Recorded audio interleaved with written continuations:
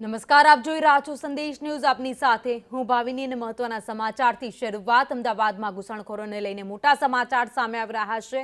100થી વધુ લોકો ગેરકાયદે રીતે વસતા હોવાનું સામે આવ્યું છે. ચંડોળા વિસ્તારમાંથી 100થી વધુને ડિટેઇન કરવામાં આવ્યા છે. તમામ લોકોને ડિપોર્ટ કરવામાં આવશે. 550થી વધારે લોકોના પાસપોર્ટને લઈને પણ તપાસ હાથ ધરવામાં આવી છે.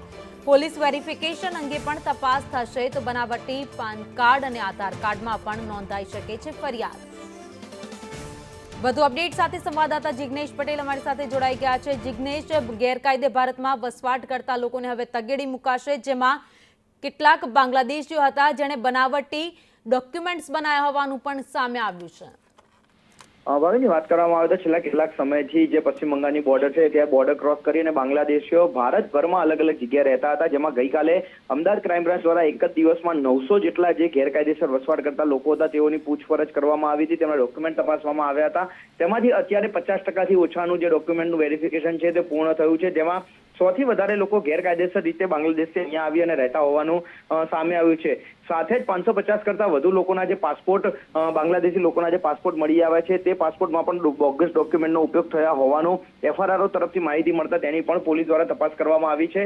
તો બીજી તરફ પોલીસે વેરિફિકેશન કરતા 150થી વધુ લોકોએ પાન કાર્ડ અને આધાર કાર્ડ બોગસ બનાવ્યા છે. જે બનાવટી પાન કાર્ડ અને આધાર કાર્ડ ક્યાંથી બનાવ્યા, કોની મદદથી બનાવ્યા, કયા એજન્ટ થ્રુ બનાવવામાં આવ્યા હતા તેની પણ તપાસ ક્રાઇમ બ્રાન્ચ દ્વારા કરવામાં આવશે અને આગામી સમયમાં ફોર્જરી એટલે કે ખોટા દસ્તાવેજ બનાવવા અંગેનો પણ ગુનો અમદાવાદ ક્રાઇમ બ્રાન્ચ નોંધી શકે છે.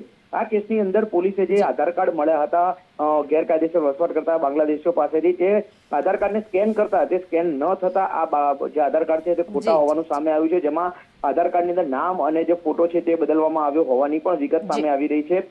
તેને લઈ અને ક્રાઇમ બ્રાન્ચ અત્યારે વધુ તપાસ કરી રહી છે. જોકે આગામી સમયમાં આ કેસની અંદર સત્તાવાર જે ગુનો છે તે ગુનો નોંધાશે અને તે ગુનાની અંદર ઘણી ચોંકાવનારી હકીકત સામે આવે તેવી પણ શક્યતાઓ જોવાઈ રહી છે.